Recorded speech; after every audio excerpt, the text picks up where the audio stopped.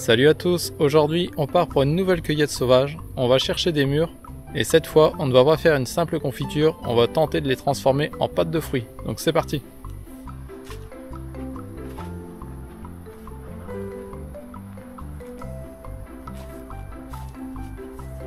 Alors le plus dur pour la cueillette des mûres en fait, c'est de trouver le bon moment. Car comme ce sont des fruits sauvages, si vous attendez trop longtemps, eh bien les animaux se serviront avant vous. Donc dès que vous trouvez un endroit avec des mûres sauvages qui sont bonnes à récolter, n'hésitez pas, allez-y, car en général elles restent là pas très longtemps.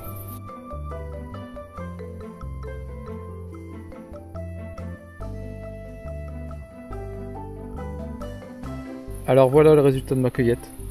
On a environ une demi-boîte, ça va être suffisant pour lancer notre recette.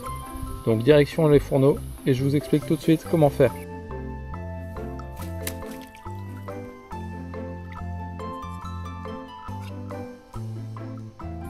Donc si vous aimez faire des recettes à base de fruits sauvages, n'hésitez pas à jeter un œil à ma chaîne.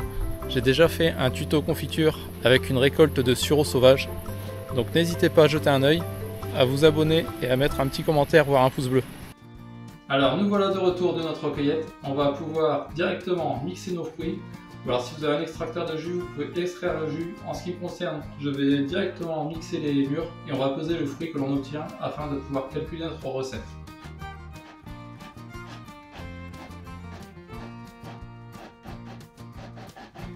Alors voilà, nos fruits sont mixés. On va pouvoir les égoutter afin de filtrer le maximum d'impuretés. Alors nos fruits sont mixés. Donc on obtient une vulgaire purée comme ceci. Donc on va tout simplement la filtrer pour enlever le plus gros des impuretés et récolter vraiment que le fruit. Alors si comme moi votre purée a du mal à passer, eh bien n'hésitez pas à prendre une petite cuillère et écraser grossièrement pour l'aider à passer à travers les mailles. Alors voilà, ma préparation est enfin tamisée. Donc on n'a plus que la chair de la préparation qui est restée dans les tapis. Donc cette chair, je vous déconseille de la mettre au composteur, c'est plein de graines. En revanche, si vous avez des poules, il n'y a pas de souci, vous pouvez donner aux poules, elles vont se régaler. Alors notre purée de fruits est prête. Donc je l'ai pesée, on a environ 250 g de purée de fruits. Donc c'est la même chose que pour la confiture la fois précédente. Il ne faut pas hésiter à prendre beaucoup de volume afin d'avoir une quantité quand même suffisante pour pouvoir travailler. Donc là 250 g c'est vraiment le minimum, ce sera un peu de la dinette, mais le but c'est de vous montrer comment faire. Donc avec les 250 g de purée, il faudra peser le sucre. Donc du sucre blanc classique ou alors du sucre roux, ça c'est à votre goût. Alors si vous faites la même recette avec ces 250 g de purée, il faudra également peser 175 g de sucre et environ 10 g de citron, de jus de citron. Pour cette recette, on va utiliser du jus de citron à la place d'une solution acide pour rester au maximum naturel. Alors, quand votre purée de fruits est sur le feu, vous pouvez commencer à mettre tout votre sucre avec votre purée de fruits. En revanche, pour le citron, on va le garder à la fin. On va l'ajouter carrément à la dernière minute avant que de couler notre pâte de fruits. Ce jus de citron, par son acidité, va tout simplement accélérer la gélification de votre purée de fruits. Alors là, on commence à avoir les premiers bouillons. Si vous le souhaitez, vous pouvez écumer comme pour la confiture, mais comme on a déjà filtré auparavant notre préparation, ce n'est pas spécialement nécessaire, c'est juste une sécurité supplémentaire. Alors, quand la purée de fruits sera prête à température et que nous aurons mis notre jus de citron dans la préparation, normalement la pâte de fruits devrait figer rapidement. Alors il faudra préparer ces moules à l'avance. Alors soit vous avez la possibilité de les préparer dans des petits moules individuels, des petits moules à bonbons en silicone, ce que je vous déconseille fortement car ça va être très rapide en principe. Donc je vous conseille plutôt soit de le couler dans un moule à gâteau tout simplement, ou dans un moule à cake. Par exemple, moi j'ai fait tout simplement dans un moule à cake, étant donné que c'est vraiment une petite quantité. Et j'ai mis une feuille de papier cuisson à l'intérieur. La feuille de papier cuisson, tout simplement pour qu'elle tienne, un truc tout simple. Vous prenez votre moule, en ce qui me concerne c'est un moule en aluminium, vous le passez sous l'eau et ensuite vous plaquez votre feuille. Avec l'humidité, votre feuille va coller directement dans le fond du moule. Mais il est vraiment primordial de mettre une feuille de papier cuisson car ce sera la manière la plus aisée de retirer votre pâte de fruits. Alors pour la cuisson, on va faire le même procédé que la dernière fois de la confiture. On va plonger une goutte de notre préparation dans une quantité d'eau froide. Vous prenez l'eau la plus froide possible et vous faites tomber une goutte de votre préparation dans l'eau. Et normalement, si tout va bien, c'est comme vous voyez, là, la préparation se fige directement au contact de l'eau. Donc dès que vous voyez que votre préparation tombe et forme des gouttes, et bien normalement vous pouvez arrêter votre cuisson. Alors quand votre préparation est cuite, on va passer au coulage. Il ne faudra pas oublier d'ajouter votre jus de citron dans votre préparation. Petit moyen technique, en ce qui me concerne, je stocke mon jus de citron directement dans la barquette. Comme ça, j'oublie pas de le couler.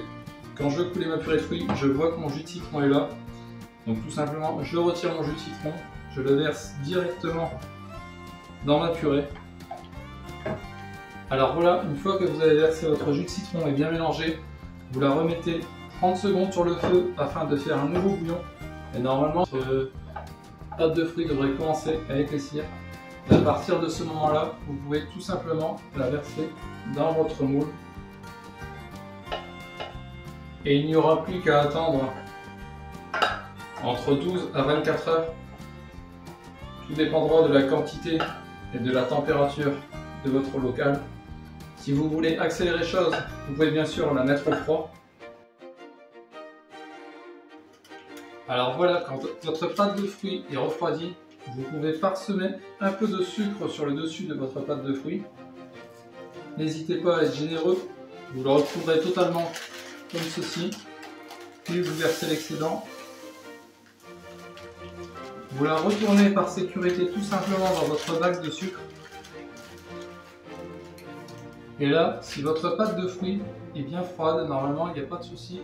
On va la décoller tout simplement en chauffant le papier avec un sèche-cheveux.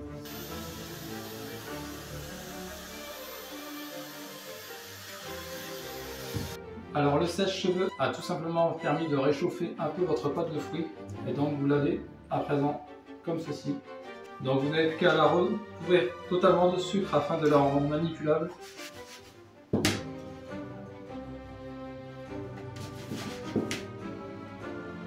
Votre pâte de fruits est totalement recouverte de sucre. Donc on va pouvoir passer à la découpe. Alors à présent, libre à vous de détailler votre pâte de fruits comme vous le souhaitez. Vous prenez un couteau tranchant, sans dents bien sûr. Et là, libre à vous de trancher votre pâte de fruits au format que vous le souhaitez. En ce qui me concerne, je vais faire des petits rectangles pour faire des petites bouchées. Donc si votre pâte de fruits est bien cuite comme il faut et bien froide, il n'y a pas de souci, regardez. Ça vous donne vraiment des languettes qui seront nickel. La coupe est nette et elle ne coule pas. Vous les roulez à nouveau dans le sucre sur tous les côtés afin de pouvoir les trancher proprement et qu'elles ne collent pas à votre couteau. Donc vous faites ça principalement sur les côtés bien que vous venez de trancher. Donc là, à présent, vous n'avez plus qu'à trancher dans l'autre sens.